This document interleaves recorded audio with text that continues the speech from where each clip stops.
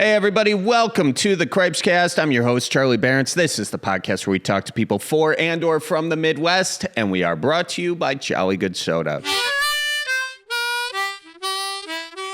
Ladies and gentlemen, welcome to another edition of the Cripescast. Very fun episode today. We've got Hannah Berner on. She's a comedian. She is a podcast host. You've seen her on or heard her, listened to her on Giggly Squad or Burning in Hell, which has like 35 million downloads. Holy smokes, that's a lot of downloads. And Wisconsin, folks, she is a Badger through and through. Even dated a Bucky. So that's... That is how much of a Badger she is. Colleen Maraca joins me from Los Angeles, sunny Los Angeles, using a lamp as her key light over there. I see. It's honestly not sunny. I go to Madison, and it's literally not sunny. Or not Madison. I go to LA, and it's not sunny. Like, well, that's nicer at home. Are you staying on the west side? Yeah, we're in Santa Monica. So you got June gloom. Yeah, so we're hoping that it's going to be nicer today. I think it's going to, I don't know. It's fine. It's still nice out. Like, it's still pretty, but it's definitely not.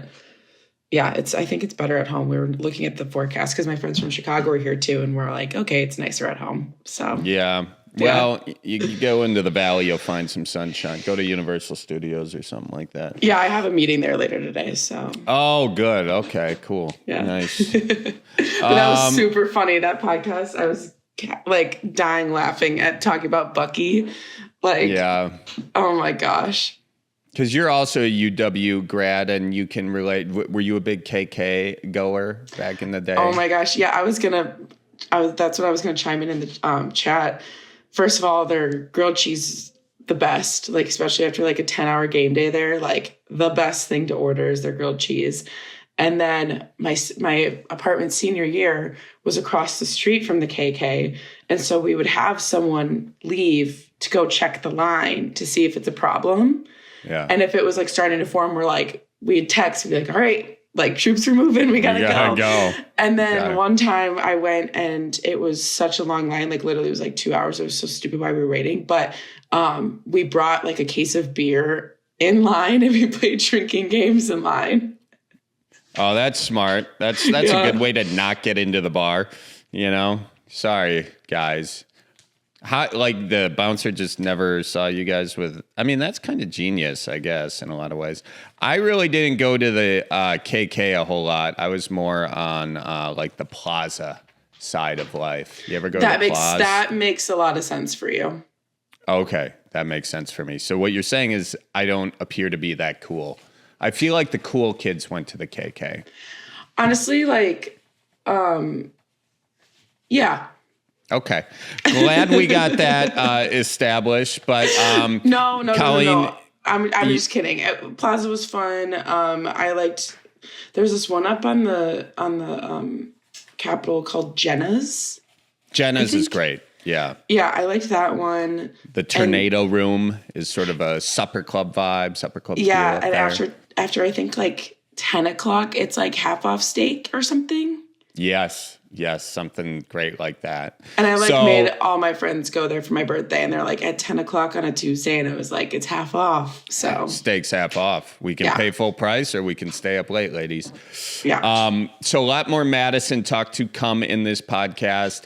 Hannah, for those of you who haven't seen her or aren't familiar, she's got a ton of really viral clips on TikTok, on Instagram, all that sort of stuff with her sort of street interviews. And she recently interviewed Kesha, I think, most recently when I jumped on.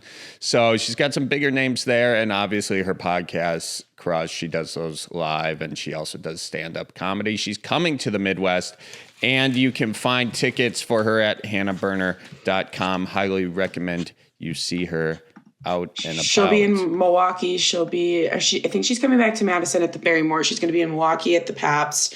She's going to be in Chicago and I think in Minneapolis State as well. But I think she said in the episode, she said she's going to try to get another one in Madison at Orpheum. So yeah, because you gotta like that. You see that on State Street when you're a student. You got to go there. So yeah, that's an amazing spot. I think we're going to go back there when we tour as well. Love that theater. It's a great theater. And Colleen, before we jump into the podcast, what can we tell people about the best way to support the Cripescast? Well, so if you go to cripescast.com or manitowocminute.com and click on the merch, we have a lot of new seasonal stuff that comes out pretty regularly. We have a dedicated merch team of Molly and Dante. They kick some butt, and so they always come up with like really great stuff. We have a new idea that we talked about yesterday that I'm super excited. That's like a deep tease.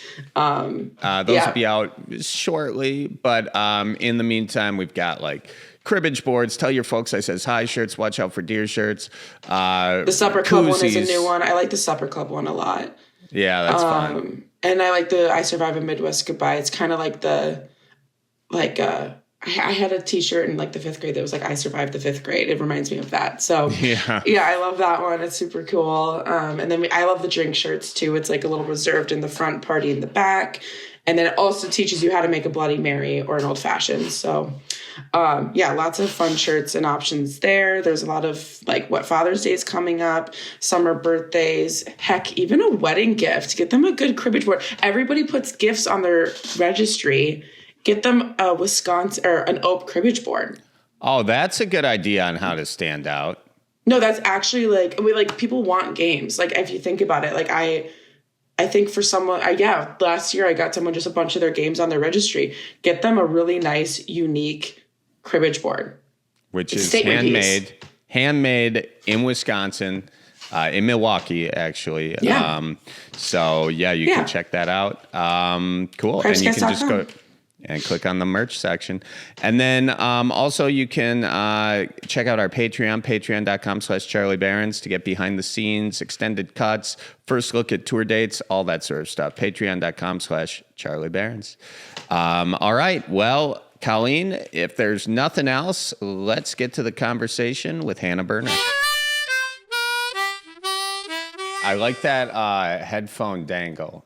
Is that? Oh, I thought you were just dangling it over your ear, and I thought you had one in and the other just like hanging, like a DJ. Yeah, I was not sure what was going on there. I was like, wow, okay, sorry, that was an optical illusion. I haven't graduated to AirPods yet. I don't trust them. Really? And I feel like I would lose them immediately. Yeah, I still walk around with like a full strings everywhere. My tampon string. I go stringed headphones, but only when I lose my iPods or AirPods, which is like every week, at least every week. Yeah, I'm losing those. But you don't trust them. I feel like I don't trust myself. Like I want to avoid the pain of spending money and losing it. And also, I'm like, anyone could connect to them. That seems weird. Why do I sound like a crazy conspiracy theorist? Wait, what do you mean anyone can connect to them? Like you're ever on your phone and it's like, do you want to connect to so-and-so's AirPods? That happens to me all the time, like on flights or like... Really? Maybe I just haven't been paying attention. I mean, I also, even if you connect, you can't hear anything. But regardless, I don't know. I haven't graduated to it. I'm afraid of just like never having AirPods because I've lost it every time. And it's like, it's all going to be in between the cushions of my couch. Yeah. Just all of like hundreds of them. Mm-hmm. So yeah, I guess I'm kind of rebellious. That conspiracy theory. Also, what are your other sort of technology-based conspiracy theories? Is AI taking over? What else you got? Well, it's funny because I'm all about like TikTok. Like I'm not afraid of... I feel like if people aren't watching my TikTok, then it's upsetting to me. Like if China wasn't interested in what I was doing, I feel like I'd be like, well, why her and not me? Why him and not me? Yeah. Also, like I feel like people who put tape over their laptop so that people don't watch them, that's another thing where I'm like, how am I going to show off what I'm up to this morning? Like, get ready with me with the government. NSA, I don't mind check out this tutorial. Okay, got it. So there's never anything you're doing in front of your camera that you don't want the NSA to see. I mean, look, I've done a lot of stuff in this life. And if you regret and you get embarrassed, you're not going to make it. You just got to That keep is true. moving forward. That is true. You know, did you grow up religious at all? Oh my gosh, no. I grew up in Park Slope, Brooklyn, which is known to be like atheist and Reformed Jews. Got it. It's basically like my high school was very like, we do project-based assessments. We don't do tests. Like you can explain to us. Like it was very artsy and like free thinking. And my mom is Italian, so she grew up in a Catholic household. Yeah. My dad is like a European mix. His dad was Jewish, but then got punched in the face by a rabbi when he was like 7 years old, denounced the religion, and married a blonde German. Uh-huh. So he was rebellious. So my parents raised me just like... You can't really just blow past him getting punched in the face by a rabbi. I felt like we were going to go down that rabbit hole, and then you just like bunny hopped over it. So how do you get punched in the face by a rabbi? You tell. I think he had a little fresh, sassy personality. I think he must have pissed the rabbi off. And back then, you could just get beat the shit out of by the priests and the rabbis. And I think he was like, to be an atheist in his day and age was like very not normal. Yeah. So, but my parents wanted us to have a religion. And they were like, Christmas, like if you want to do Hanukkah. And then on Sundays, they would drop us off at Sunday school because they wanted to get drunk at brunch with their friends. It's free babysitter. Literally. So all the kids in the neighborhood were just at Sunday school. And we were like, I don't know what they're talking about. And then when I was like 12 or 13, I never got my confirmation because I started playing like serious tennis. And I just had too many tennis tournaments. So tennis became my religion. So yeah. I grew up in a pretty, my brother was like the first one that we were like at some dinner with the family. And like my Nana was like Italian Catholic. And he was like, so you really think there's heaven? Like he started like challenging her and stuff. That's funny. That's funny. That was fun. There's always that one sibling that's going to have the audacity to challenge someone in their 80s. I was like, religion, it's Nana. Leave Nana alone. Let her. She's got like 10, 15 good years left. Let her have it. Let her have it. He's like, oh, so you're going to church today? The thing that causes war and pedophiles? And I'm like, Daniel, calm down. Think it. Just think it. So Catholic then. Catholic. You raised Catholic to a degree. To a degree, like the culture. Like we would celebrate Christmas. We would celebrate Easter. Like Italian Catholic. Like I'm just very New York. Yeah. Okay. That's the religion. Yeah. Very New York. The reason I brought it up is New York. Yeah. Well, I brought it up because I was thinking, like when you were talking about like people putting tape over their camera and what everybody's thinking, like in Christian religion is like, you die, you go up to the pearly gates, and then St. Peter will like judge you, let you in based on what you did on your life. And that's kind of like everything that's on your phone. It's just St. Peter just scrolling through your DMs, scrolling through your pictures, scrolling through it. So that was kind of the image. So you're saying the government. The government is like St. Peter? In kind of some weird way. I don't know. I mean, when this is a very half-baked thought. I was kind of, I was planning on you like kind of fully baking it, It's okay. You can put it on me. I was going to do half the work and take full credit for it. That was my plan, and you're not holding up to your end of the bargain right now. So. I actually didn't know about St. Peter, so I got thrown. I didn't know there was a St. Peter. Oh, you didn't know that, the pearly gates? Wow, you really didn't pay any attention. I didn't pay any attention, but St. Peter does sound kind of like when you go to the KK in Madison and you're trying to get in, and they're like, nah. And I'm like, I'm dating the hockey guy. He's my boyfriend. He's my boyfriend. He's with the other girl, but he's my boyfriend. Oh, that's right. You're a Badger, which is amazing. I think we got to talk about that a little bit. That's why I've been following you. I've been following you for a long time, I feel like. Well, thank you. I'm one of the, I don't want to say OGs, but I've been following you for years because I went to Wisconsin for 4.5 years, not to brag, for college. And then when I went back, like, New Yorkers didn't understand all of, like, the funny stuff I learned about Wisconsin and all the great people I met from Wisconsin because they all would go to Chicago. Yeah. So I was just kind of back in New York doing my own shit. So, like, when I'd see your page, I would just laugh alone. I mean, other people are laughing at your videos, but in New York. I love the visual of you in a group of like 10 people watching one of my videos and only you are laughing.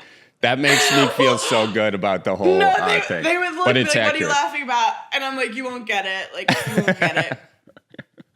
You won't get it. But I've definitely, as a New Yorker from Brooklyn going to Madison, Wisconsin, I definitely had a culture shock. Yeah. Yeah, let's talk about that. So, you're just a young tennis player with dreams in her eyes, Yep. At this point you were thinking play tennis in college, potentially play it professionally? Yeah. Okay. What happened is I got recruited I never had been to Wisconsin. I'm going to be honest. I didn't know it was a school. My dad recognized it from sports, like he's like, oh, their basketball team's always good. Coach Bo, he's a good coach. Yeah. I said, okay.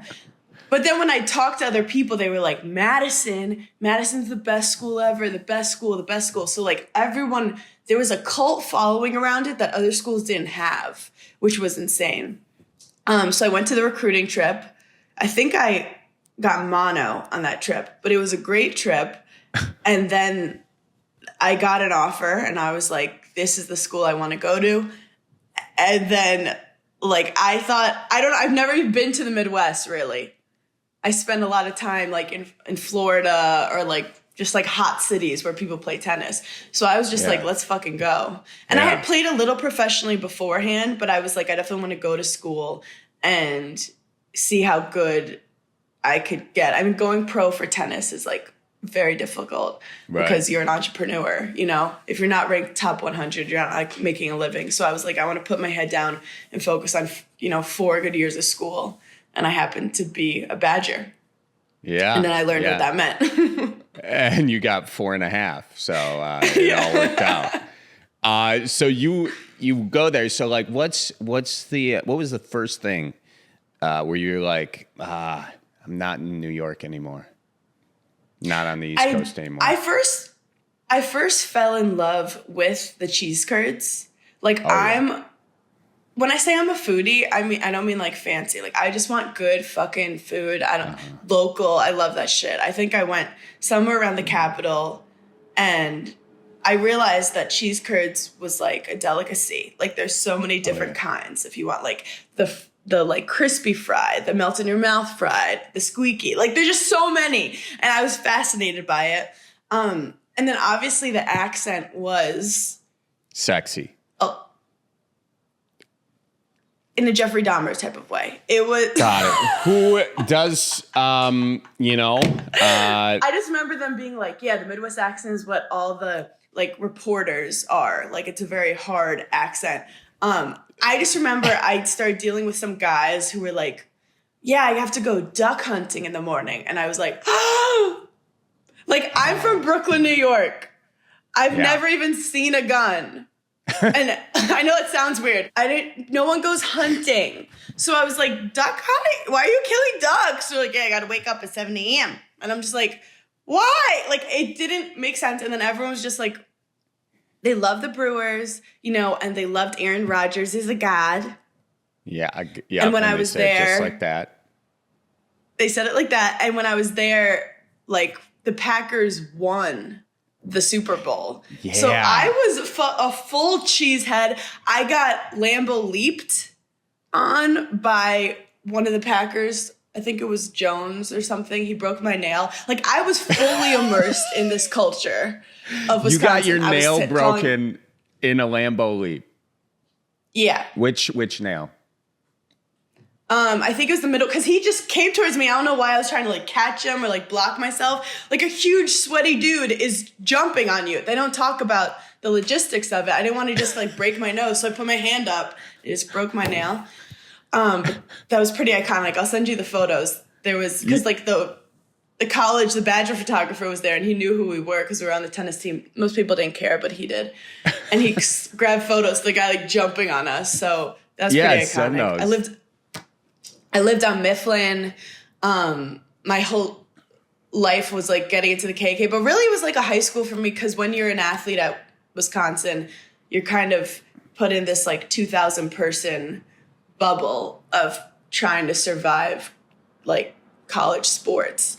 And what I loved about Wisconsin is it wasn't just like the school that cared, like the whole fucking state cared about Badger games. Like the whole campus is just red whenever one of the important sports are playing. Totally. Now, the athletes, I just had Joe Thomas on the podcast, and he was talking about the scooter. Did you have yourself a scooter? Okay, great question. So the athletes, they all have these scooters. They're just like, yeah, because they go to Camp Randall, a lot of them. I actually lived near the Kohl Center, so I didn't. Okay, long story short, I didn't have a driver's license, so no. I'm such a New Yorker that I did not have a driver's license. Have I been naughty and jumped on the back of one, and then if you see like a policeman, they like chuck you off? Yes. Okay. Was it romantic? No. But yeah, all the athletes have scooters. They're just going around. And then the thing with the athletes is like the hockey guys were really in with the KK, the college club, which is like the best, one of the best bars.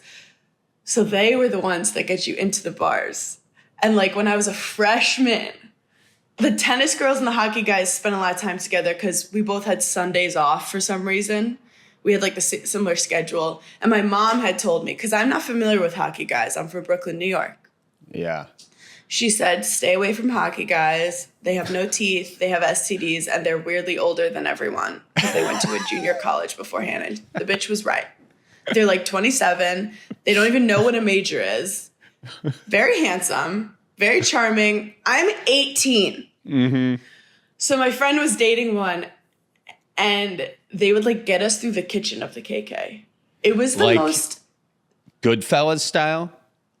Literally good, like the highest high I've ever felt. Like you'd see this huge line outside, and they'd be like, "We get you through the back, like we got you." And they'd have a couple. They were like, "Your friend can't come. Your friend can't come." Like it was a whole. Like the most fun part of the night was how are we gonna get into the KK? And then once you get in, like life, like you feel amazing. And I remember the first week, there was like the captain of the hockey team, and I guess I like went up to him and I was like, "Oh hey, you're the captain, like." Congrats, like, you're awesome, whatever. And my teammate pulled me aside and she goes, don't you ever, ever acknowledge who they are and that he's the captain of the team.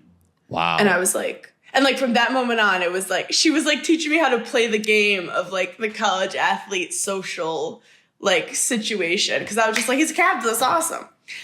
And when I was there, like. The unspoken rules. The unspoken rules. She's like, we don't fangirl. We're an athlete too. We don't fangirl. And actually that was, now I'm forgetting everyone's name, but like one of my friends who was there was Derek Stepan. I don't know if you know who he is. He played for the Rangers. Yeah, and he was like this little skinny kid. And he's like, you're from New York. I'm going to New York next year. And I'm like, why? And he's like, let's play for the Rangers. And I'm like, what? But I didn't realize some of these guys. And like, I was there, you know, during Frank Kaminsky, JJ Watt, Russell, whatever his name is. Wilson? Russell Wilson. Yeah. Sorry, I just woke up. Russell Wilson and I got drug tested together famously. Wow. And did both of you pass? We did. One of you did. We were holding our... We did. We were both holding our pee together in line, you know, 6 a.m., just two college athletes.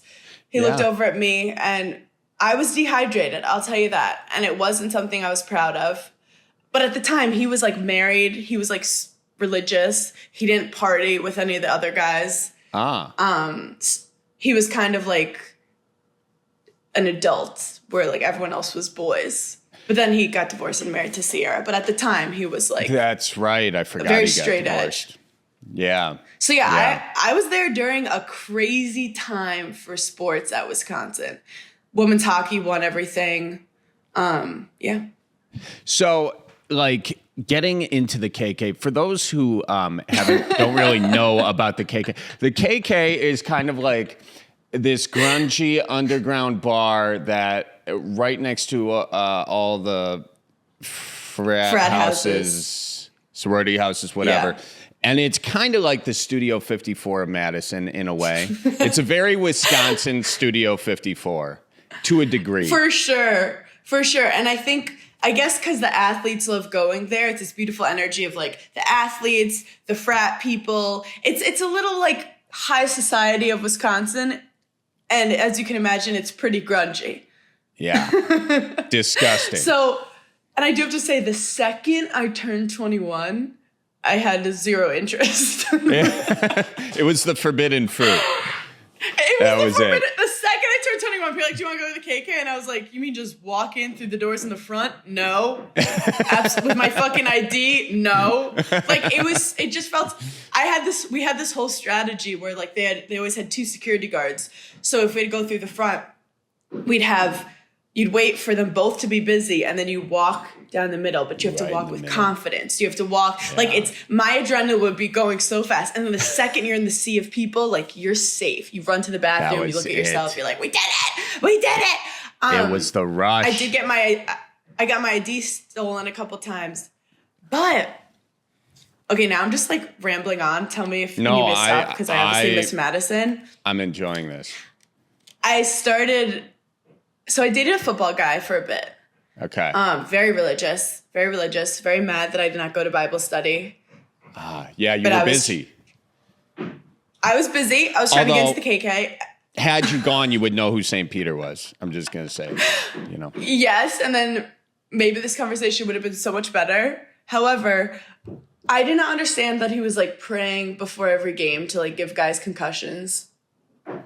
And I was like, I feel like the other guys are praying too.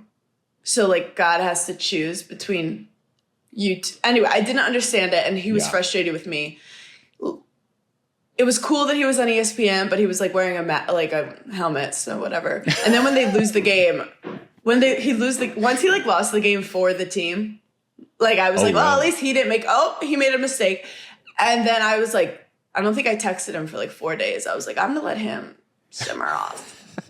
Like it was just like intense. And then after like 6 months, he was a born again Christian, or I don't know what they call it, but he wouldn't have sex with me, but I'm pretty sure he was fucking my friends. But anyway, so I decided I'm off the athletes. Uh-huh. And that's when I've told this story in some pods and no one expects it, but I feel like you would get it.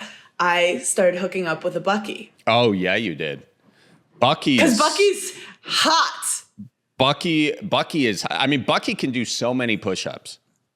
Bucky has swag. Like when Bucky walks in the room, everyone is like, that's fucking Bucky. And Bucky is funny. Bucky's funny. Like he walks like this. Like Bucky's hilarious. I think I didn't know I wanted to be a comedian back then, but the fact that I was attracted to Bucky says something. It does. And I don't want to like expose who he was, but he happened to have some ins with the KK. So it was like a double, because he was friends with the hockey guys. So I was like, I don't know. It was all about the KK to me at the end of the day.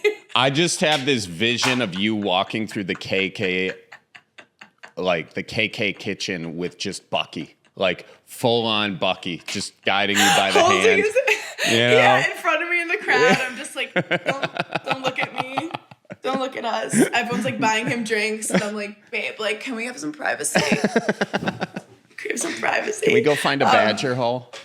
But the hard thing with Bucky's is that there's actually like 8 or 9 of them. Yeah, you gotta say which Bucky. But they all have, maybe you can confirm this, do they all have matching tattoos?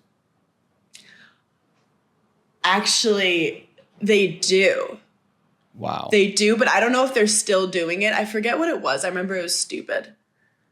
I remember getting the ick from it. I remember being like, okay. Oh, yeah? I think my cousin actually is dating a Bucky currently. Good for her. I don't know, though. Yeah.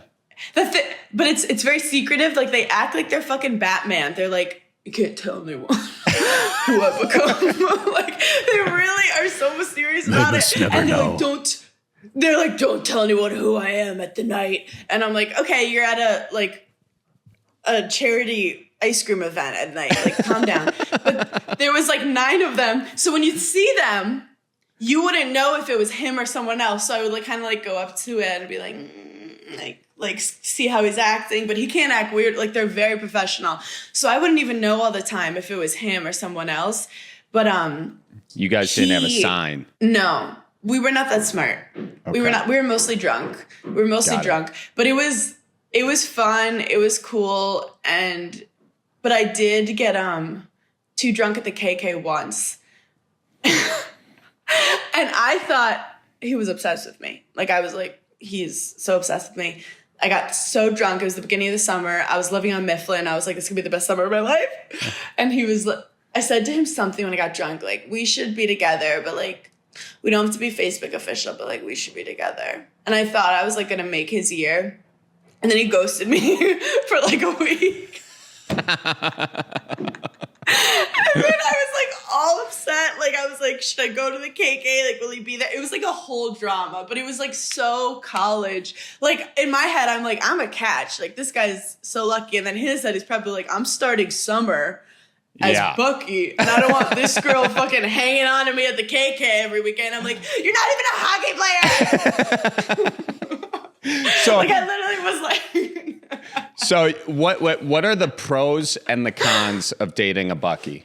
If you can simplify Great question. That. Yeah, thank you. You're welcome. The pros are that they are really fun, but they take their job very seriously, because if they're always drinking, like, they can party more than if you're with an athlete who has to be like really regimented. But the Bucky, like, they have to put on this hot helmet and they're like hot, they're dehydrated, they're puking. Like, it is still intense, but not like to the level of intensity. And like, they never like lose. So you don't have to deal with that being like, oh, my team lost. And like, ah, it's like, no one cares. So at least you don't have to deal with that. That's a pro. They also, like, everyone loves them. Yeah. Kids, clearly adults. I'm attracted to narcissists. Kids, adults. I'm like, everyone adores him for no reason. But they don't take themselves too seriously, and they're not like, they're actually like, but in their own realm, they are like the cocky dudes, but compared to the athletes, they're not like super cocky, but like there's levels, you know? Yeah. So they are the narcissists of the mascot world. I would say I've seen some other mascots, like Penn State looks like it's just like a guy in pajamas. Like, this Bucky is the real deal when it comes to mascots. Very hot, tall, sturdy, strong. Yeah. No pants, no slacks. No pants. Pants. Just out there swinging around. The cons is you don't always know where they are, who they are, and they are getting a lot of attention from everyone, lots of hugs from everyone. You have to be comfortable with that, sharing them with the world. And then, like, they're so fucking annoying with their secrecy. Like, they act like they're literally Spider-Man, and it's like, it's fine. Like, I respect the art, but they would, like, they wouldn't want you talking about it too much. And I'm like, I'm not trying to blow your cover. I just, like, accidentally said it. But I do remember. Cut to you in the dance floor at the KK. I'm with Bucky, you know, and look, he's got a tattoo. Me on social media, just, hey, with my boyfriend who happens to be Bucky. Oops, didn't mean to write that. But with sports, obviously we have a ton of teams, and we primarily would train at the Kohl Center or Randall's. So it's like the football and the basketball center. And we need to practice before school starts. So then you have to figure out which slots people get. So like men's basketball, they roll in 8:30, 9 a.m., fresh-faced. Women's tennis would get like the 5:30 a.m. slot. Ooh. And the people who also would get the 5:30 a.m. slot were the cheerleaders. and cheerleaders worked out with Bucky. So we would be Camp Randall, like in the morning on the turf. And they're doing, I mean, like they are very athletic, the cheerleaders. Bucky's, I don't know, they have to do push-ups, but they're doing their like stretches and stuff. And we're just getting yelled at, like just nonstop running, mile tests, crazy shit. But we would work out with them at that same horrible time. So like imagine you have a crush on some guy and then he sees you like literally puking, getting yelled at, like your face is swollen, just like the word, like no one should see me at 6 a.m. in any capacity. So that was a con. The wrestlers also had a bad time. The wrestlers would also be there and at like 6 a.m. Yeah, and they've got intense workouts. But isn't your Bucky seeing you at your worst and still wanting you? I mean, isn't that a pro at the end? Yeah, he wanted me until I told him that I wanted him. And then I had intimacy issues for the next 10 years. So thanks, Bucky. Thanks, Bucky. I never showed my feelings for any man ever again. Thank you. Any man or mammal ever again. It's done.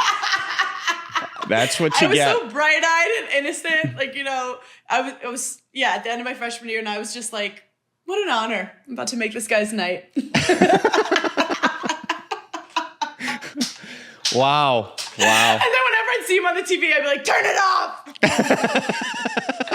It's like for a cancer charity event, and it's like, I can't see him anymore. Everywhere I go, there he is. It's like, Bucky raised $50,000 for the homeless. And I'm like, turn it off, that asshole. But it's funny because I started talking about it on podcasts. I actually told a story on Call Her Daddy and like years ago. And he reached out to me. What did he say after all those years? He had reached out to me before, just kind of being like, not saying you're the one that got away, but like, yo, I'm sorry for what happened. Like, I was an idiot. But now he has like a full family, children. And now this is so naughty, but now I'm also remembering I did make out with another Bucky. At the same time? I saw 2 Buckys. No, Charlie, don't put that on me. I was heartbroken. I'm a journalist. I had to ask the question. So this was your rebound Bucky. Yes, real Bucky. And he was cute. He was good looking, but it was so funny. I was like, look, I've been through this before. These Buckys. I know your games. I was like, I'll see you at 6 a.m. tomorrow.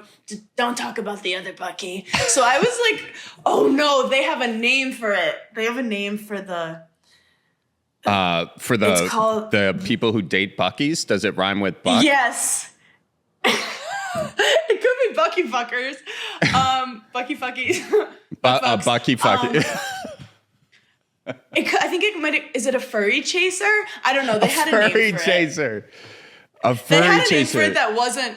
It wasn't cute. It's furry chaser. That would be it. Is it furry chaser? Do you remember? Well, it rhymes with Jersey chaser.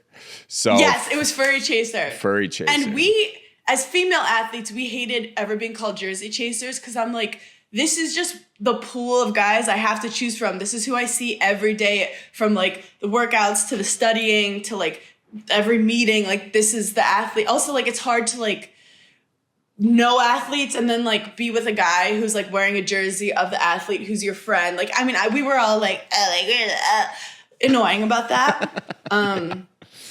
Yeah. So like when the sorority girls would be like hitting on the athletes, you'd be like, okay, have fun with the sorority girls. But like when you want someone who understands you, when you come home in the morning, I'm the one there. It is funny.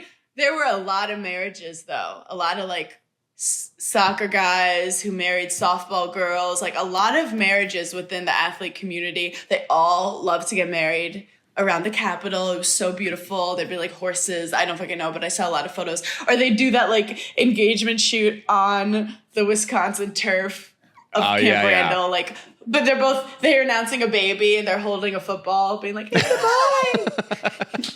Sounds like you've been on a lot of Facebook and Instagram over the years.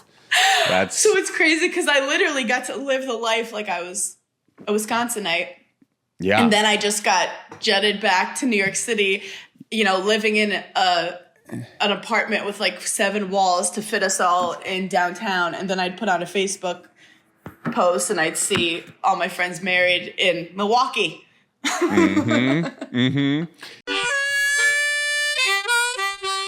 Folks, excuse the interruption, but I got to tell you about Jolly Good Soda. Summer is here, and man, do they have some good, crisp, refreshing sodas or pops, whatever you want to call it. They got some great stuff up there, jollygoodsoda.com. Right now, I'm drinking the Sour Power, which is, you can drink it straight or it's perfect for your old fashions.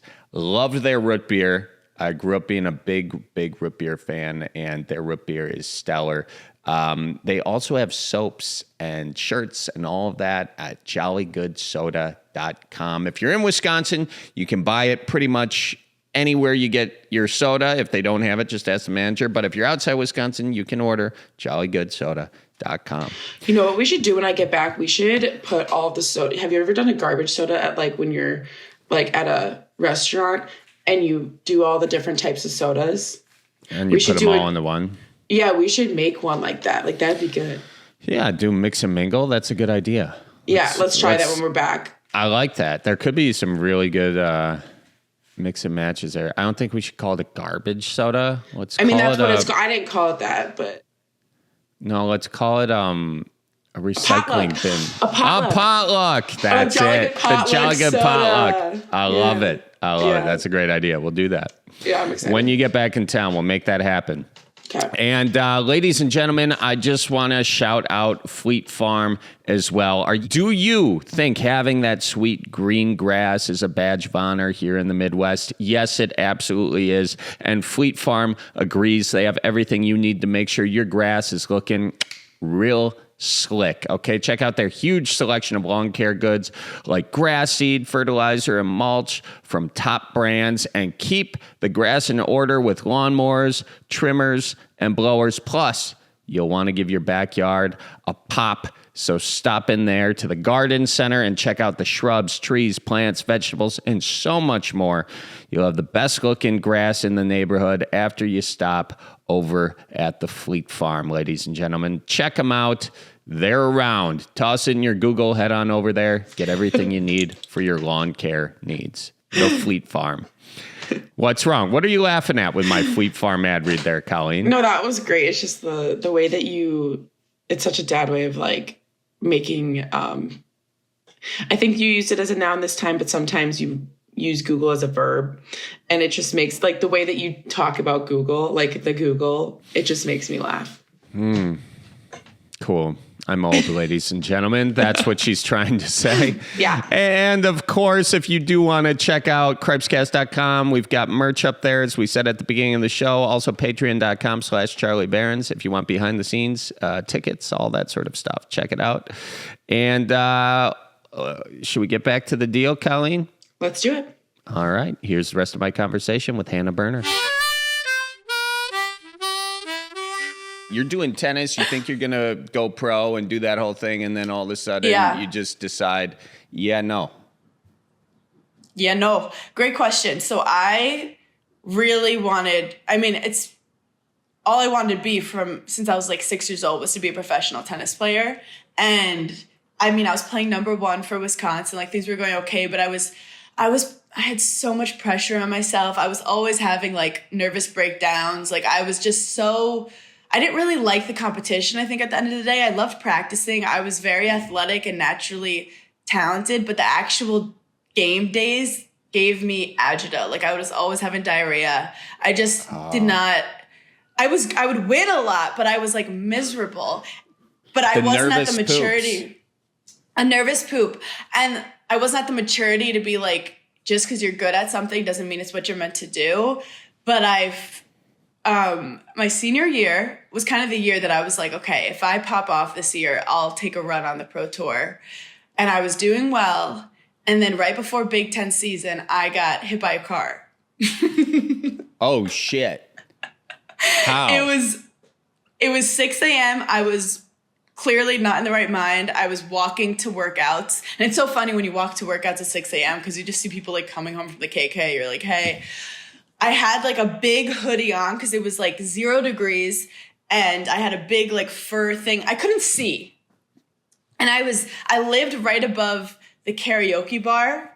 Oh, yeah. And in between a karaoke bar and a Chinese restaurant. So there were cockroaches and noise nonstop. Like I was paying like $250. My room was just a bed. Like you just jumped in onto the bed and then clothes were hanging from the top. Like it was, I thought I was a MacGyver. Like I was like, I'm saving money. It was bad. But anyway, so was it Sushi Express, by the way? Yes. Yeah. Sorry. It was Sushi okay. Express. It was, I feel like it was Sushi Express, but it was Chinese, if that makes sense. Like Wisconsin, we're like, oh yeah, it's Chinese. I don't know. Yeah, you know, anywhere over there. Colleen just pointed out Sushi Express. That was it. So, Yeah, or so AB there was China. There was, it might have been AB China. This is bad. I can't remember, but it was. Well, it was just a door. It was literally just a door right in between the two. They were right next to each other. Okay, they were next to each other. Thank you. Thank you. And then Karaoke Kid is no longer in existence, which is sad. Rest in peace, so Karaoke sad, but Kid. I'd fall asleep to Journey every night. So anyway, I was walking across the street, and this was a 2-way street, and I was 3/4 down the street. Like I didn't jump into the road. I'm 3/4 across the street, and I get hit by a car. The guy clearly was like on his phone or something. I got hit by a car. I'm thrown. I had a backpack on, so when I fall back, the backpack kind of saved me from hitting my head. And my like legs are numb. I'm having a panic attack. I think I'm dead. I'm yelling, "Tell my coach I'm going to be late. Tell my coach I'm going to be late." I remember I had to text my mom, and I was like, "Okay, good news, bad news." Bad news is I did get hit by a car. Good news, I'm alive. I'm alive. It must have been like only like 15 miles an hour or whatever, but this is icy. It was snowing. The horrible news is that in Wisconsin, the pedestrian, basically I lost money on it. Like if it happened in New York, I'd be in a mansion right now. The pedestrian has to be like can't be 50% like their fault or something. And there was one person that saw and said I was walking on a green light. But like, yes, that I was one walking on a green person light. was also leaving the KK at 6 a.m. It was my ex, Bucky.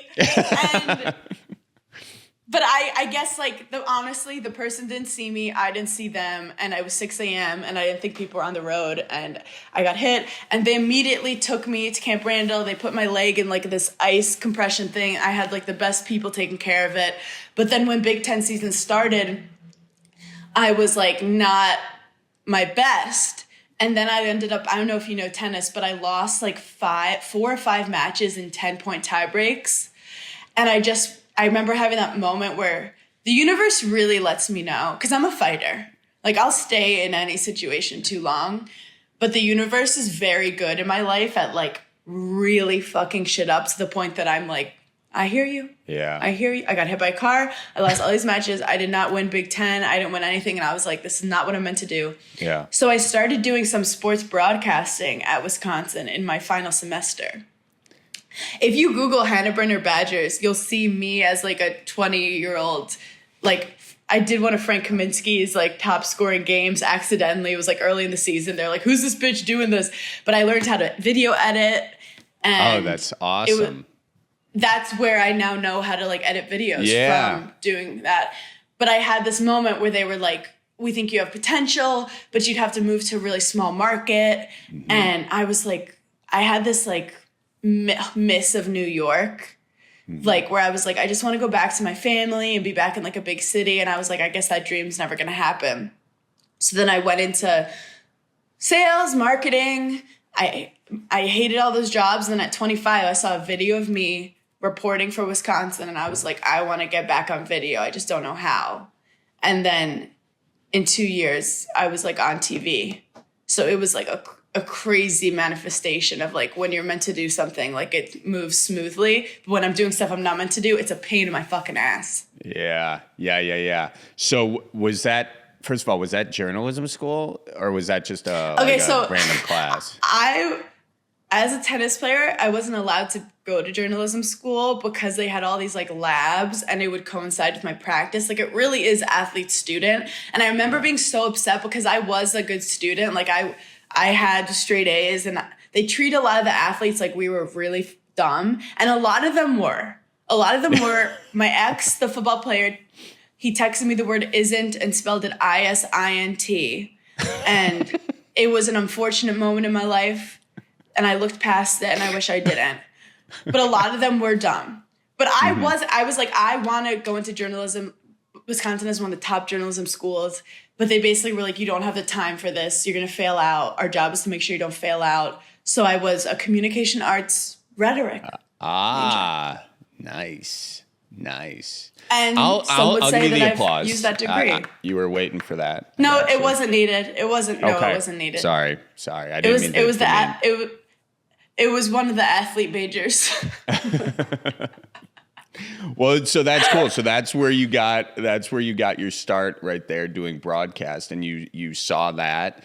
Yeah, you learned how to edit, and then how did you then transition that into sort of like comedy and doing videos and all that? So I took an unpaid internship at a like college sports place to just say like I was a video assistant, like to just get started. And I remember my friends were like, okay, she's 26, she's doing an unpaid internship, like Hannah's not doing well. I also randomly started dating a stand-up comedian. Like I met him on Hinge and he was like pretty successful. And I remember subconsciously being like, wow, this guy's life is fun. Like he does podcasts during the day. He like acts a little, he makes content. And then at night he like performs. On the weekend he performs. And I never thought of being a stand-up. I just was like, this guy's life is cool that he could live a creative life and make money. And then I'd say my dreams out loud to people. Like I'll be like, I want to do video. I want to be on video. I want to be on camera. And I said it to someone who was like, oh, this company called Betches was this like meme company for millennial women. They're looking for a video producer. Do you want to submit? And it said you needed 5 years of experience. And I was like, that's not me. But I submitted a funny video and I got chosen because I was always funny. Like I feel like in New York, I was never like, I'm the funny one, but like everyone's funny. We're all just like immigrants, stressed out, anxious, funny, complaining people. Yeah. And then even when I look at my time in college, like I could always make my teammates laugh at any time. I would get in trouble for laughing all the time. I'd have to run extra laps because I was like laughing all the time. But like laughter is the one thing in my life that I've always had. Yeah. Like it's a consistent thing. So when I'm not crying. So I laugh through the cries. So I submit and they call me in and I basically was like, look, I don't have the experience, but I have all these ideas. I could do it right now. And it became this thing where I actually started to create like SNL type videos for this brand. And some of them sucked, some were good. And eventually they got better and better. And after I started to get kind of notoriety from these videos that I wasn't even planning on, I just wanted to be a video producer. But I started doing interviews. I started doing sketches. I started writing memes and tweets. It was like joke writing boot camp. I got asked to do a reality TV show and then I started a podcast and then it kind of all came together. But like through this is since I guess 2017. And through that time, it's been like a lot of like ups and downs, but ultimately I just continue to create and do what I love to do. And just, I'm not good at having bosses. Yeah. So. Yeah. Well, so that's an interesting thing because in our sort of line of work, like we don't really have a boss, but at the same time, we kind of have like a lot of bosses. I feel like a lot of either algorithms to please or like maybe a brand thing to please or whatever. So there's no one boss, but there are, which is nice because if you lose one boss, it is what it is, you know, but do you feel like that you're pleasing sort of a lot of people in this biz or not really? I do feel like stand-up comedy is actually pretty similar to tennis in that at the end of the day, if something bad happens, it's my fault. And I would rather I messed up, but let me at least try doing what I want to do. Where in some jobs, I remember like they just wouldn't they wouldn't want me to do well, or they wouldn't want my ideas, and they just wanted me to be like a little robot at the computer, which like is fine for certain people, but I would like lose my mind because I just I didn't feel like I just wanted to be creative and express myself and be heard for whatever reason. That's why I like to exist. And I'd rather like have all the pressure on me and possibly fail, but still possibly succeed than just like do that 9 to 5 where other people can be comfortable with, but I would literally like cry in the bathroom every day because I just would feel empty. Yeah, and trapped in a sense. And I do have a lot of bosses, but at the end of the day, it's really just me. And I'm very into having like multiple sources of income because like, I've been fired from tons of jobs. Like, I don't know when, TikTok could disappear tomorrow. So I always like having multiple things going on, just as a survival tactic. Now, I'm a hunter. You're a hunter. A hunter, not a gatherer. Yeah. No. Do you do videos to support the stand-up? Like, is stand-up what you enjoy the most and the videos kind of help with the ticket sales? Or do you enjoy them sort of equally? I do love making videos. And I think because I had a unique kind of start to stand-up where the videos were first for me. Mm-hmm. So when TikTok came out, it took me a while to like buy into it. But then when I was like, wait, I feel like I'm working like when I was younger, just like making funny videos. So I think it kind of goes both ways. And because I can edit my own stand-up clips, I feel like I'm able to put more content out. Yeah. Do I think sometimes I get too obsessed with posting content and then I'm not writing enough with my stand-up? That happens. And I have to find that like balance because it's so fun to get that dopamine hit of like, ooh, I thought of a good video instead of like sitting and being like, okay, where's this hour going? How can I make this better? I do love a dopamine hit from a video. Yeah. And I do think I am that kind of, what's that big word? It starts with an H. I have a lot of There's a lot of big hypochondriac is the one big H word coming to my mind. Yes, I'm definitely hypochondriac. Someone wrote hedonist. Hedonist. Okay, that one also works. Oh, I remember. I am like a multi-hyphenate where like, sorry. That starts with an M. Not an H. I just went on a whole speech about how smart I am, and I was like, but I don't do words. I don't like words. I think they're stupid. But I do think that I'm not a traditional like stand up with how my career has evolved, but I was fortunate to have a lot of stand-ups around me as friends that the second I basically had like a live podcast where someone was like, you should do 10 minutes of stand-up. And I had all these tweets I'd been writing and I was like, let's put this together. And everyone was like, that was my favorite part of the show. And then my friends were like, okay, if you want to be real New York City stand-up, this is what you got to do. And you got to, bomb in the bars and bomb the basements. And I'm kind of coachable where I'm like, yeah, I want to do that. But I love performing and I've never just been like, all I want to be is a stand-up. I just liked comedy in general. Yeah. Well, it's kind of cool because I feel like, you can, your different buckets of content are great. You've got your stand-up clips, you've got your sort of sketches, your TikTok type sketches specific. And then obviously the man on the street stuff is, you've gotten some crazy views on those. Who has been sort of your favorite interview or what's been your favorite interview video? Honestly, my favorite interviews were the ones early on when people did not know what I was doing. Yeah. Because I remember sitting in a car and I basically was like, it would be so funny if I asked guys just like questions about women. I feel like people aren't doing it. And I actually, because I was at the Stand, this place called the Stand, all the time doing spots. And, it could be like 3 hours. We were just hanging out. And I was like, why don't I film guys on the street? But the guys on the street were like these drunk finance bros who the next day would be like, hey, don't post that. I was drunk. Like, I can't consent to it. And I was like, I don't want to put anyone on that doesn't want to be on. And the male comics were like, we want to be on it. And I'm like, I don't want comics. You guys are going to just like say corny shit and try to make everyone laugh. But then I realized men are men. Yeah. And they actually felt really comfortable with me. And they all kind of, when they first started, it was just like they were open micers. They were like experienced comics. They were just guys who I'm good friends with that I was like, I would interview like 15 of them and ask them a bunch of questions. And when I went down to edit it, I was like, holy shit, this is so funny. Because like they were being earnest about like not knowing a lot of things. And I think when it first came out, it started to like go viral.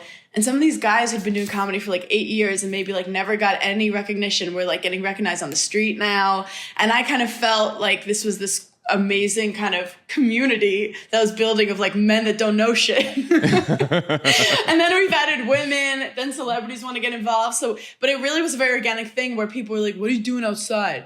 And I was like, I don't know, you want to be in TikTok? And they were like, you have TikTok followers, I'll do it. Like it really started like that. Yeah. And since you've become more well-known, has that changed the vibe? Well, comics, like they will always shit on you. Yeah. Like actually the more followers I've gotten, the more they shit on me in like the best way. Yeah. Like you didn't respond to my DM last week. What the fuck? And like, cause they know me from like, when I was just like the newbie on the block trying to get time on stage. So like stand-up has really saved my life in that like I've dealt with fucked up situations and the comedy world has really accepted me in a way that other places haven't always. And it's also because I feel like myself when I'm in these spaces.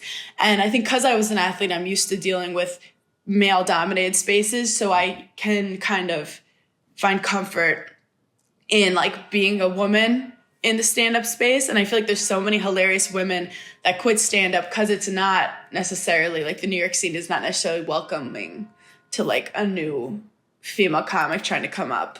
But that's where the internet has been beautiful because people can show their senses of humor in like a safer space than like a bar at 1 a.m. in the Bronx trying to do 5 minutes in front of like 10 drunk dudes. Yeah. Who don't want to hear you talk. Not everybody does respond to that pressure. And yeah, you can really form your voice online. And then when you kind of know who you are, you can then take that. You can incubate it, I guess, a little bit more. Yeah. And well, like you're such a great interviewer because you always keep asking me questions. But like what you've done is amazing in terms of like a lot of people in the back of the day was like, you got to move to New York or LA. And that's the only way you can like be successful in comedy. But now, like you've created such a huge audience by just being yourself and staying in a place that you feel comfortable with. And people will connect with that. Like I know a lot of comics who are like, why should I move to New York when I can make the same videos and stay myself where I am? And I'm like, honestly, valid. Yeah. I mean, and I didn't really realize that. Like I moved all around. I was in LA, like Texas, all around, but it wasn't until I started doing stand up or whatever, and then I kind of found this Wisconsin bit, and then I put one video out, and that took off. So I kept doing it, and I was like, oh, I guess I don't need to be in LA anymore. I don't need to like drive 5 hours for every day to audition for commercials, which I'll never get one, God. Wait, but Wisconsin is passionate. Like, oh yeah. First of all, Comedy on State is the best club I've ever played. It's incredible. Yeah. You're playing there. Yeah. You're coming to Wisconsin soon, right? Okay. So I did play Madison on State, and then now I'm doing, is it Madison on State? Comedy on State. Comedy on State, sorry. Yeah. And then I'm playing a theater that's, I forget what it's called, but it sold out. And then I yelled at my agent. I think it's called the Barrymore Theater. I yelled at my agent and I said, I want to play the fucking Orpheum. I said, all I dreamed of my whole life is playing the fucking Orpheum. So we're going to add a date at the Orpheum because they didn't have any dates available. And then I put my foot down. I said, all I want to do is play the Orpheum. And he was like, okay, I didn't know it mattered that much to you. And I go, yes, it does. So I'm going to announce a date at the Orpheum. I'm also coming to Milwaukee. I'm going to Minnesota. But I had the most magical time at Comedy on State because the first half hour, I just like riffed about being in Madison and Wisconsin. And it was everything you say, everyone gets. And I'm like, oh my God, I'm back at home. Yeah. And I mean, the Bloody Marys, what is going on? The Bloody Marys are a staple, and they're not. It's not just a drink. It's your brunch. It's your lunch. It's your dinner. It's your breakfast. It's got the everything next in day. there. Yeah, It's incredible. It's the only drink you can get, and also get a to-go box for. You know. I thought you were gonna say, and also get diabetes. Well, that can happen as well. That can very much so also happen. I was able to do that fish out of water thing where it's like I'm a New Yorker who knows so much about Wisconsin. Is like, do you guys realize how crazy this is? Like, bubbler doesn't even make sense. Like, so the way I was able to like know all these, it was just like the most beautiful experience. So I love Madison. I love everything about it, and I can't wait to be back for sure. But yeah, I posted a bit, I think it was about Bloody Marys, where I was like, it could feed a small country, or like Susan from Kenosha. And I posted it, and the Wisconsin community like came together, and I was like, these are my people. Yeah. I've never seen passion for a school like Wisconsin. Like, I'll just be walking around with like a Wisconsin tennis shirt. The amount of people who stop me versus if you're just wearing like a Villanova shirt. I don't know. I feel like Wisconsin has a more passionate like fan base. There's something about it. Like I tour when I go on tour around the country. Most of the reason is because Midwest people move out of the Midwest, but then what they want is the Midwest. So they set up these like consulates at like Packer and Badger bars, you know? And then those are the people that all come to the shows. So that is so funny. Yeah, it's kind of wild. Where are you from in Wisconsin? From the suburbs of Milwaukee. Imagine if you were like, I'm from Iowa. Yeah, I know. Or I'm from Chicago, you know? That'd be the worst. I'm from North Carolina. Yeah. Oh, the suburbs of Milwaukee. Nice. Yeah, I had a friend from Whitefish Bay. I know it's like a fancy area. Yeah. She was a tennis player. But yeah, I love it there. But I went there right after the Jeffrey Dahmer documentary, like to do some touring, and it was so funny. Like, I was like, guys, this is bad press for Milwaukee. This is bad. It really is. Like, I've been on these streets. I've left Milwaukee. I'm coming back to tell you guys this is not good. Yeah, I sometimes wear these bigger glasses, and people tell me I look like Jeffrey Dahmer, which is really that's really nice. That's a nice doppelganger. You should have gotten the role. You should have gotten the role. I should have. Thank you. That would have done wonders for my career, I think. You know, how much do you turn on the accent? I can. Well, I mean, you know, I can get real thick there. Jeez, Louise, Christ, I tell you. Yeah, I know. Yeah, we can get there real quick, real thick. You know, all I do is I remember the way my grandpa talked, and that's kind of like, you know, like, oh God, almighty, son of a bitch, goddamn, know. The amount of times they say, you know, like they'll put it into any part of the conversation. Oh, like, my that God. Wasn't. You know, you know. When I started watching my stand-up back, I was like, why am I saying you know after every single sentence? It's killing the punchlines because it's adding extra words. And it's just part of your culture. I know, you know. You know, What can you do? You know. Let's see here. What was your first job? My first job was a hostess at a Korean restaurant in Brooklyn. I also taught tennis to little kids and got like tennis balls hit at me. That's exciting. Where they just aimed for you? Yes, for the face. Straight Little for the bastards. eyeball. Little bastards. Yep. Then their parents come and you have to be nice to them. Okay. Midwest or Irish goodbye? Irish goodbye. I thought that was, okay, my pet peeve with the Midwest was like, it would be 7 a.m. I'd be like leaving the Kohl Center after getting assaulted. Like, my whole body is in pain. And they'd be like, oh, how you doing? And I'm like, I don't need this right now. I don't need this. I'm like, you don't care. You don't actually care how I'm doing. I'm fine with a head nod. We don't need to have a conversation every day about how much snow is outside. Like, the thing with New Yorkers is we're not assholes. It's just there's so many people in a small place. You cannot say good morning to everyone. So when I was at Wisconsin and people tried talking to me in the morning, I was like, this is not okay. And I wouldn't always know if they were being like sincere either. I'm like, do you actually care? Because we could skip this conversation. I'm used to not having morning conversations. So yeah, that was hard for me. Well, you're not assholes, you're just honest. Yeah, it was that morning, like the culture of the morning that they liked going back and forth about. like small talk. I couldn't do it. Yeah, we do like to do that, I mean, and then, by the way, it is a beautiful day out here today. I see the sun shining out there on the trees, and it's gorgeous. I'm actually. How are your trees? How have they been growing? How are they doing? Well, yeah, we did have some nice white flower blooms on the one, and the bees were really loving it, and consequently, the birds were around there too. Now, birds and the bees are often used to talk about fornication, but that's not really the truth. It's really an asexual reproduction going on there. But anyway, so how are you? Joke that in New York, you get told to shut the fuck up. We could use a little more of that. There's some comic who would always joke that the Midwest was like full of just like beautiful women who have never been told to shut the fuck up. Beautiful you women. laughed a little too hard at that. And Midwesterners. Just beautiful blonde girls who just like. I was laughing hard at that because I was making the comparison to Midwesterners. East Coast versus the Midwest, just one or the other. Best pizza.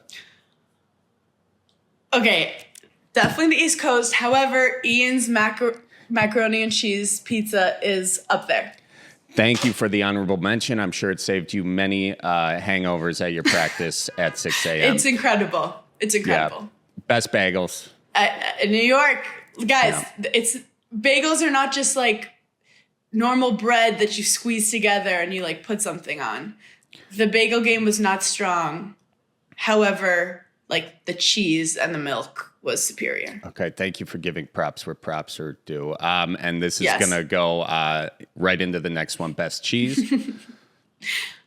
100%. And ice cream and chocolate milk. Wisconsin all day, go Badgers. Okay, best beer.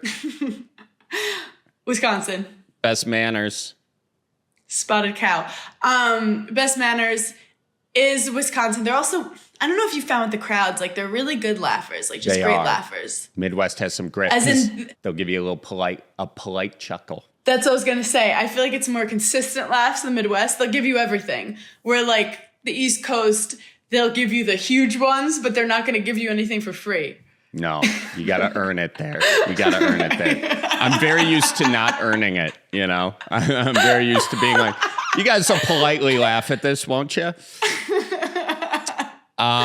Best comedy clubs. Ooh, you can say New York. Comedy on State is the best. I also like Comedy Works in Denver, and I don't think that's the Midwest, but I'm also a dumb New Yorker, and I don't know where it is. Okay. It's honorable mention Midwest, Denver is. Yeah. Best lakes. Oh my God. Monona, Mendota. Oh yeah. Oh yeah. And finally, best in between the lakes and the summer is the best. Oh yeah. Madison. That's if you visit Madison in the summer, you're going there for sure, and then you're regretting it by January. 100%. And last one, best who's got the better men, Midwest or East Coast?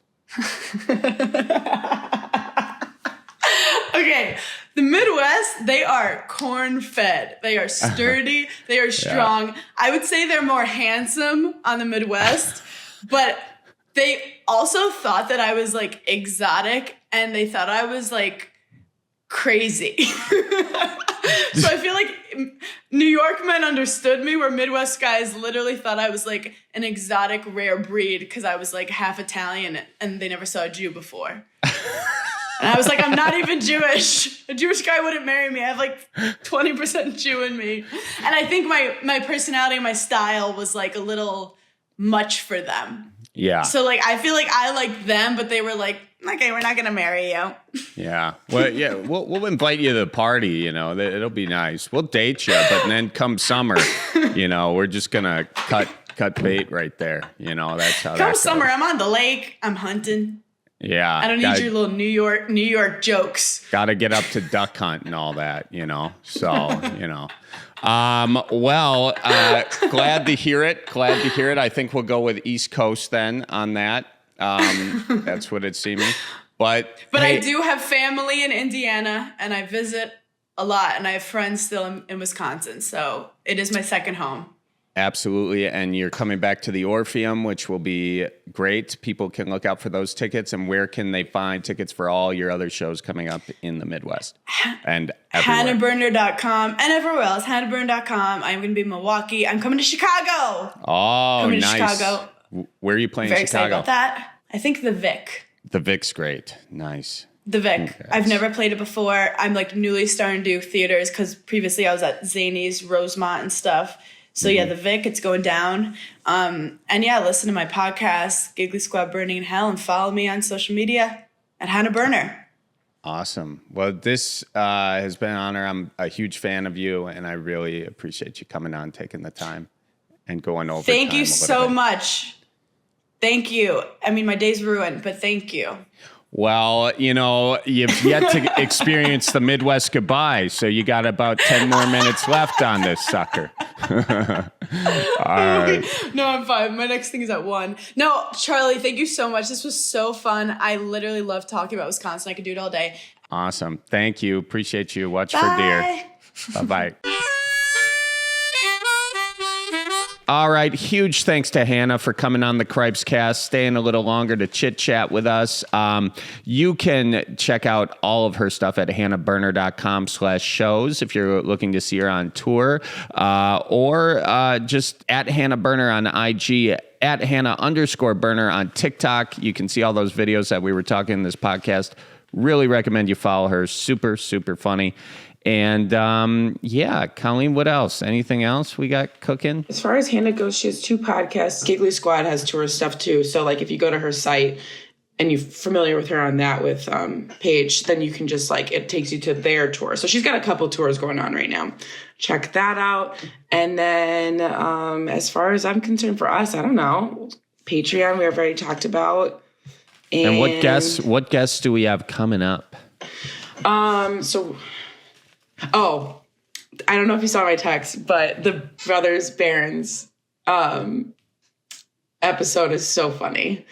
And it's also it's an hour, 40 minutes. Oh my gosh. So it's a long one. We could cut it into 2 if you want to. Yeah, let's cut it into 2. Let's save ourselves some work. Yeah. So it's so funny. There's a lot of dirt there on Charlie from his brothers, and I love it. It felt like a therapy session, which I'm just like obsessed with. I think that's so good that you guys are all like accessing your inner child together. That's not what we were doing. We were beating the shit out of our inner child. My brothers and I grew up beating the hell out of each other, and that's what we do on this podcast. We know no other way to show that we love each other than to beat each other up. One of my favorite, there's so many short forms that I pulled up. Like I think most of the episode is like we can make into videos. And there was one, I can't remember who asked it. It was a fan question. They're like, would you ever set up your sisters with like your friends? And then Bill goes, all of you guys were like, no. And then under his breath, Bill goes, I wouldn't do that to a friend. Bill's such a funny bastard, man. Yeah. So I was laughing. I'm like working here remotely. So like I'm sitting here at my computer, like laughing at it. And my friends are all like, what the hell is going on? But yeah, nice. So we have that coming up. And then we have, I can't even remember. We have a few comedians coming up that are coming in the area. We have a lot going on. So yeah, just stay tuned. It's only going up from here. Yeah. And feel free to share the Cripescast with your friends. Leave a comment. Let us know if you'd like us to talk to anyone. We love your suggestions. So, absolutely. All right, ladies and gents, Colleen Maraca, thank you very much. Hannah is sitting over here. Thank you for editing and being a superstar here. We appreciate you as well. And thanks to all of you for listening. Everyone, have a great week and watch out for deer. So roll out the barrel and get the band brewing. Life's got you down, just keep her moving. It's on Wisconsin. The Badgers say it's the old Wisconsin Jubilee. You know, sometimes when you're ice fishing, you put your foot in the walleye hole and go ass over tea kettle and you think you're done. No, you got to keep her moving.